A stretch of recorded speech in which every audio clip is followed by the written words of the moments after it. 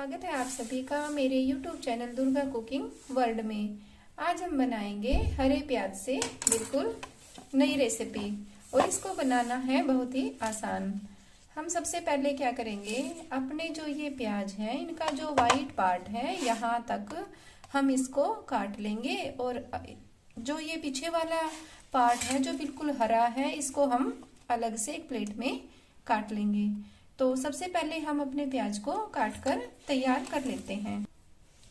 इस तरीके से जो ये हमारा डंठल है आगे का इसको अलग कर देंगे और यहाँ तक जो हमारा वाइट पार्ट है यहाँ तक हमने इसको अलग से काटना है और इसके ऊपर का जो छिलका है जो एक लेयर को ही हमने इस तरह से हटाना है। अब इस तरह से हमने अपने प्याज को काट कर तैयार कर लेना है। यहाँ मैंने सफेद वाले हिस्से को अलग से काट लिया है और हरे वाले को अलग से काट लिया है। अब हम सबसे पहले आटा बनाते हैं और फिर बाद में हम इसकी स्टफिंग तैयार करेंगे। यह मैंने 2 कटोरी आटा लिया है और इसके अंदर मैं 1 चम्मच नमक डाल रही हूँ और 1 चम्मच मैं यहाँ इसके अंदर डाल रही हूँ अजवाइन और इसके अंदर मैं डाल रही हूँ 1 चम्मच के करीब घी और इसके अंदर मैं यहाँ थोड़ी सी डाल रही हूँ कटी हुई मेथी। आप इसकी जगह कसूरी मेथी भी डाल सकते हैं, लेकिन अब जैसे हरी मेथी का सीजन है तो मैं इसके अंदर हरी मेथी ही डाल रही हूँ। और थोड़ा सा मैंने यहाँ कटा हुआ धनिया लिया है, हरा धनिया। आप यहाँ चाहे तो अगर आपके पास नहीं है तो आप इन दोनों चीजों को स्किप भी कर सकते हैं। अब इसके अंदर डालूंगी मैं 2 चम्मच बेसन। जो बेसन मैं इसमें इसलिए डाल रही हूँ क्योंकि बेसन से जो हमारे पराठे हैं वो थोड़े से क्रिस्पी भी बनेंगे और इसके अंदर मैं एक चीज और मिलाऊंगी जिससे ये मुलायम भी बन जाएंगे। और अब मैं अपने इस आटे के अंदर मिला रही हूँ 2 चम्मच दही। अब इन सारी चीजों को हमने अच्छे से मिलाना है इस तरह से। इस तरह से मैंने अपनी सारी चीजों को इसके अंदर अच्छे से मिला लिया है और अब हम थोड़ा थोड़ा पानी डाल के अपना ये डो तैयार कर लेंगे। अब यहाँ हम बिल्कुल थोड़ा थोड़ा पानी डाल के ही अपने आटे के डो को बना लेते हैं। यहाँ हमने एक बात का और ध्यान रखना है, यहाँ हमने ठंडा पानी नहीं लेना है, हल्का गुनगुना पानी से ही हमने अपने आटे को बनाना है। हमने अपने आटे को अच्छे से मसल कर बिल्कुल सॉफ्ट आटा हमने बनाना है इस तरह से। इस तरीके से मैंने अपने आटे का बिल्कुल सॉफ्ट डो बना के तैयार कर लिया है और अब हम अपने आटे को ढककर 10 मिनट के लिए रख देते हैं। यह मैंने एक पैन ले लिया और इसके अंदर मैंने 1 चम्मच घी डाल दिया है और अब मैं इसके अंदर डाल रही हूँ जीरा। अब जो ये हमारा जीरा है ये भुनकी हो गया है तैयार और इसके अंदर मैं डाल रही हूँ 1 हरी मिर्च। मैंने 1 हरी मिर्च को बिल्कुल बारीक सा काट लिया था और अब मैं इसके अंदर डाल रही हूँ हमारे कटे हुए प्याज। यहाँ हमने सबसे पहले अपने जो वाइट पार्ट हमने काटा था उसको ही पहले डालना है। अब मैं इसके अंदर डाल रही हूँ 1 चम्मच बेसन। बेसन मैंने यहाँ इसलिए डाला है क्योंकि बेसन से बाइंडिंग बहुत ही अच्छी आएगी और जो भी हमारे प्याज है इसका जो रस है इसको भी बेसन सोख लेगा।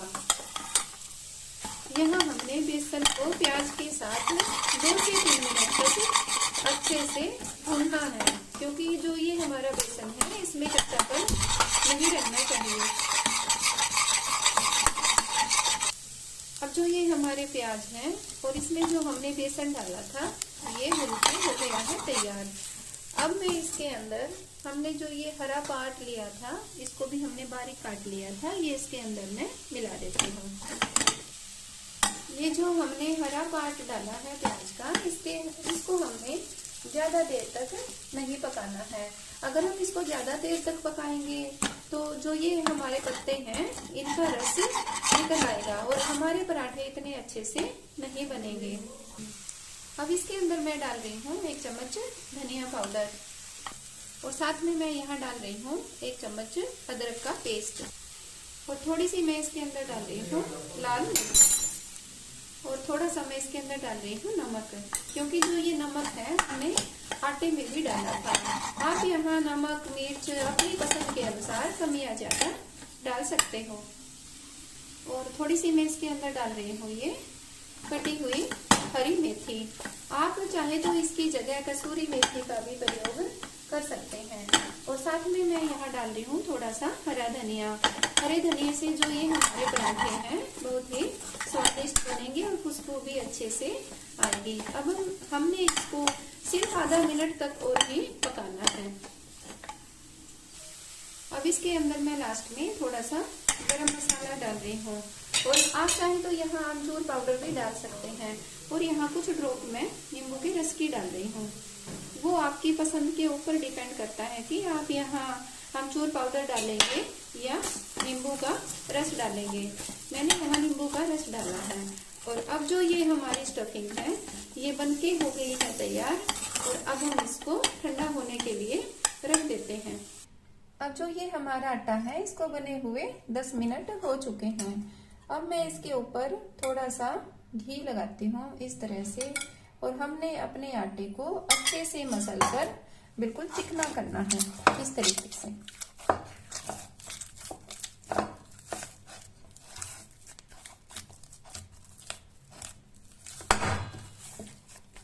अच्छे से मसल कर तैयार करना है।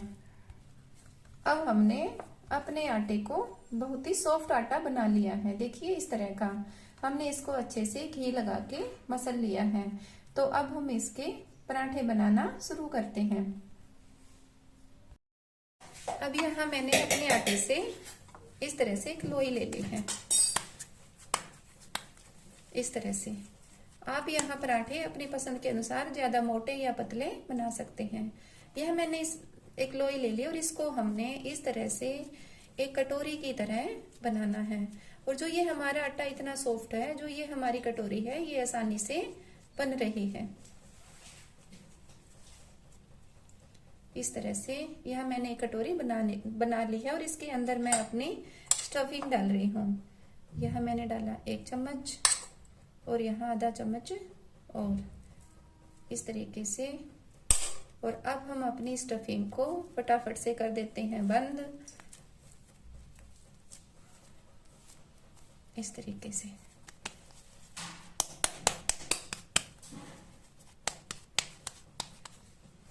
अब हम इसको लपेटेंगे सूखे आटे में इस तरह। और हमने यहाँ एक बात का ध्यान रखना है कि जब भी हम पराठे बनाएं बिल्कुल हल्के हाथों से ही हमने इसको बेलना है। हमने बिल्कुल हल्के हाथों से अपने पराठे को बनाना है। और जो ये हमारा पराठा है ये हमने बना के और बेल के अच्छे से तैयार कर लिया है। यहाँ मैंने अपने तवे को गर्म होने के लिए रख दिया था, और अब हम इसके ऊपर लगाते हैं थोड़ा सा घी इस तरह से। अब हम इसके ऊपर अपना पराठा डाल देते हैं, और इसको हमने बिल्कुल डार्क ब्राउन होने तक अच्छे से सेकना है, और गैस की फ्लेम को हाई रखना है। अब हम अपने पराठे को एक तरफ से पलट देते हैं, और एक तरफ से जो हमारा पराठा है ये सिक के हो गया है तैयार। अब मैं अपने पराठे को एक तरफ लगा देती हूँ घी।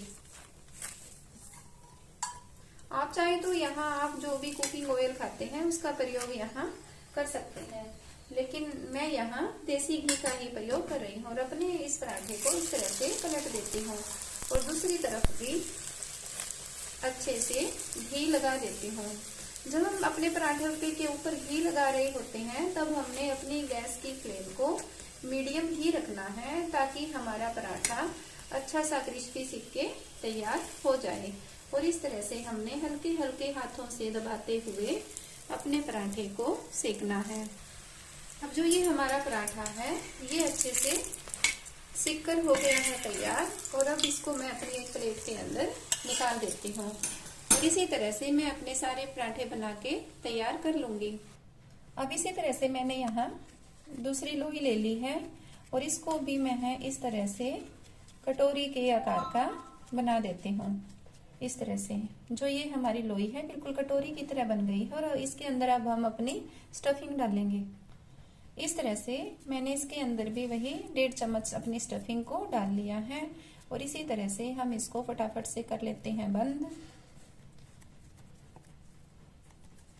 और अब हम अपनी लोई को इस तरह से बना लेते हैं। इस तरह से ये जो हमारी लोई है ये बनके हो गई है तैयार। और फिर हम इसको यहाँ सूखे आटे में लपेटकर हल्के हाथों से हम अपने पराठे को बेल लेते हैं। यह हमने हल्के हाथों से ही अपने पराठे को बेलना है। अगर हम ज्यादा टाइट हाथों से इसको बेलेंगे तो जो ये हमारा पराठा है ये फट जाएगा।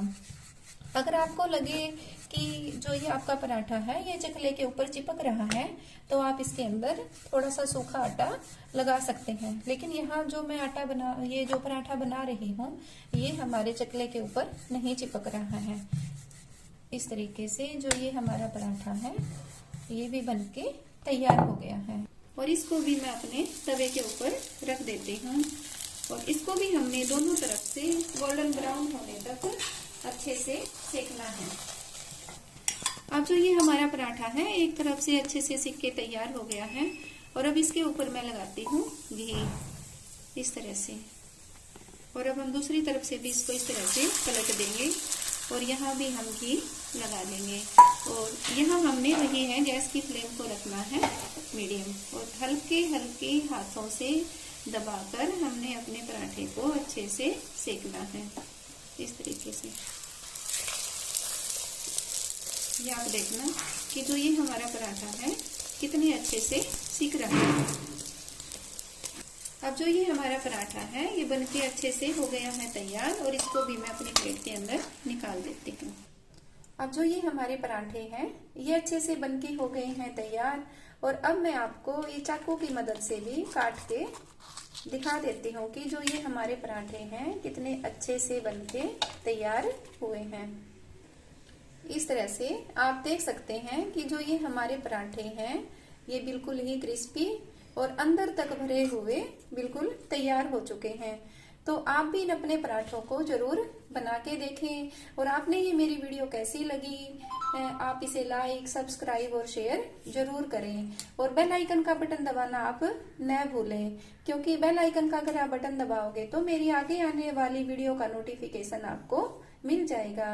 और आपके जो भी एक्सपीरियंस हैं उनको आप मेरे साथ जरूर शेयर करें। और आपके जो भी कमेंट हैं वो आप मेरे कमेंट बॉक्स में जरूर डालें। Thank you. It's too late now. I remember you.